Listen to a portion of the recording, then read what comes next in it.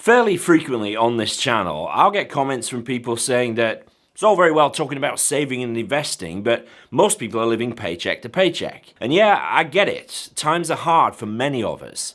But I want to show you how you can start with just £25 per month and turn that into £878,000 with some interim steps along the way. I'm telling you, the numbers don't lie.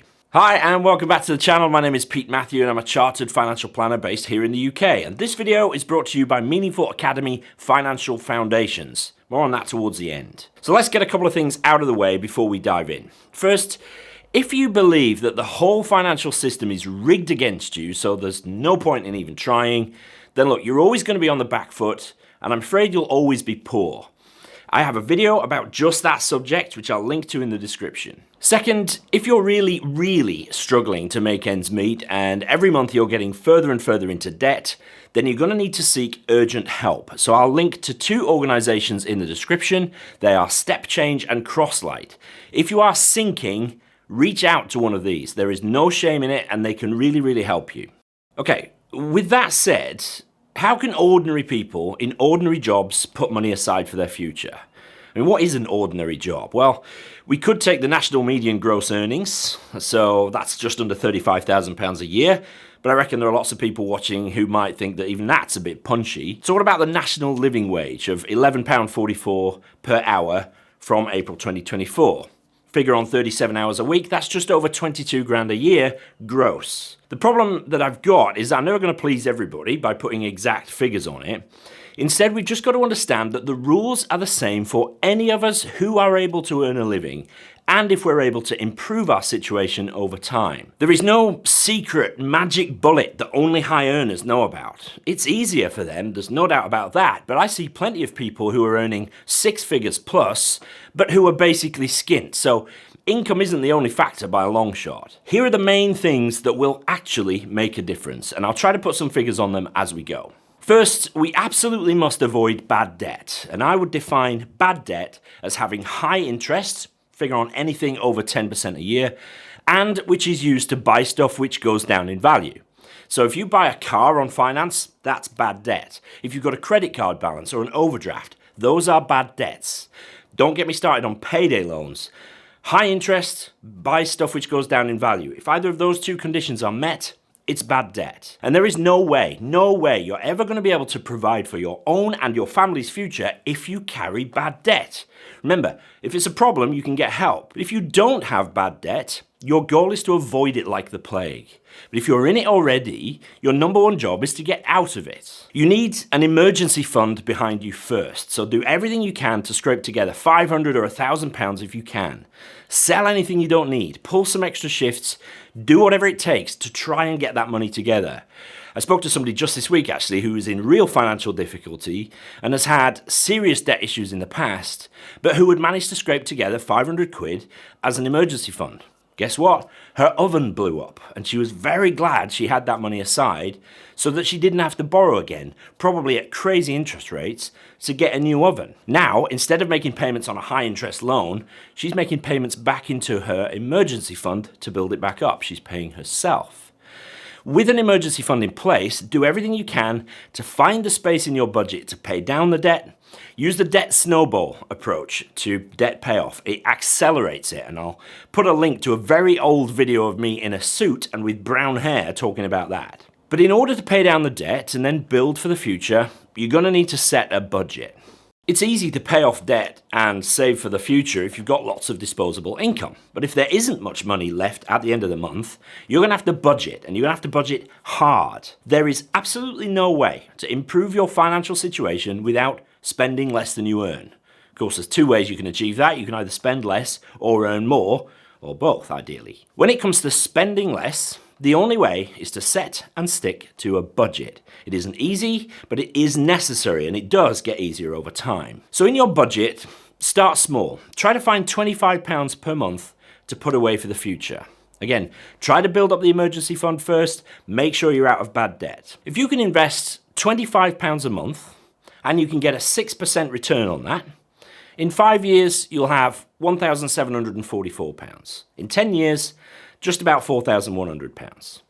Doesn't sound like much to write home about in 10 years, but here now is the real magic. If you increase your monthly savings by £25 each year, so in year 2 you're saving 50 quid a month, in year 3 you're saving 75 quid a month, then after 10 years you're up to £20,624 in your pot. So that's a 5 times increase in the end result. Now, of course, by year 10, you're saving 250 quid a month. That's a very long way from where you started at £25 a month. You will have saved 5 times as much, but you will also have made 5 times the gain. But is it really beyond the realms of possibility to think that your situation might improve and be much better in 10 years than it is now? Who knows, but possibly. If you can master the skill of sticking to a budget, and then crucially, avoiding the kind of spending creep that happens as your income and your security improves, then you can find more money to put away each year. By the way, the magic of compounding accelerates over time. So if you increase your payments by 25 quid a month each year, and then you keep doing that, and you get a 6% return on your money, after 35 years, you will have over £440,000 in your pot. But if you just stick to the 25 quid a month for 35 years, you'll have just £35,794. So remember, we started at just 25 quid a month, but we committed to regular increases each year. Now we can stack the deck in our favour and accelerate the process further by using tax relief, and specifically on pensions. Now if you're employed by somebody else, just join the pension scheme there. If you're self-employed, you're going to have to set up your own pension, and you are on your own in this regard. But firstly, the 25 quid a month you've put into your pension has actually only cost you 20 quid, because you would have paid income tax on the £25 if you'd had it in your bank account and not in the pension. If you join a workplace pension, you will also get a payment from your employer. Now they might put a cap on that, but if they match your payment, then the figures we talked about earlier, they're just blown away. So again, start at 25 quid a month into a pension. That gets matched by your employer, so 50 quid a month goes in. Next year, you increase to 50 quid a month, and that's matched, so £100 a month goes in, and so on. In 10 years, your pension's sitting at just over £50,000, assuming a 6% return. In 35 years, that's only from age 30 to age 65.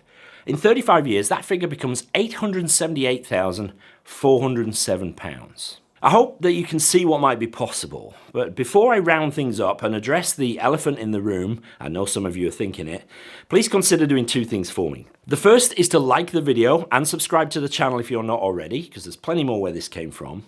And secondly, head over to MeaningfulAcademy.com and check out my Financial Foundations course. It's free, and it will help you with mindset, debt elimination, how to set and stick to a budget, the basics of protecting your family and your assets. And there's a brilliant community of like-minded people, and there's live monthly Q&A sessions with me. And did I mention it's free? Check it out, link in the description. Okay, let's round this up. Start small, but commit to regular increases whenever you can. Use the tax relief in a pension, bag the free money from your employer if you have one.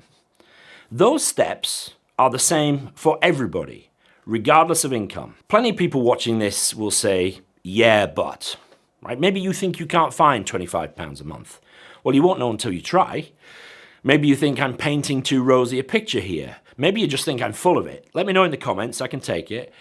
But if you're positive and you just make a start, a small start, no matter the amounts really, your future is going to be much brighter than if you do nothing. And finally, some people will comment that I haven't taken inflation into account and that $878,000 is going to be worth nothing in 35 years' time. Well, that's just not true. If you start at 25 quid into a pension, you commit to increasing that monthly contribution by 25 quid a month each year, and you get the employer match, and I halve the investment return to adjust for inflation, there's still over £556,000 in today's money in your pension pot. That is a good sum of money by any measure, and whatever it ends up at, it's going to be a downside more than if you do nothing. You can take small steps to improve your future and that of your family. You have to get serious, you have to start, and you have to stay the course, but it is possible, it really is. Like and subscribe for more of this. Let me know what you think in the comments. Stay tuned for the next video, and while you're waiting for that, maybe watch this one. This one shows the power of pensions in more detail. Thank you for watching, and I'll see you next time.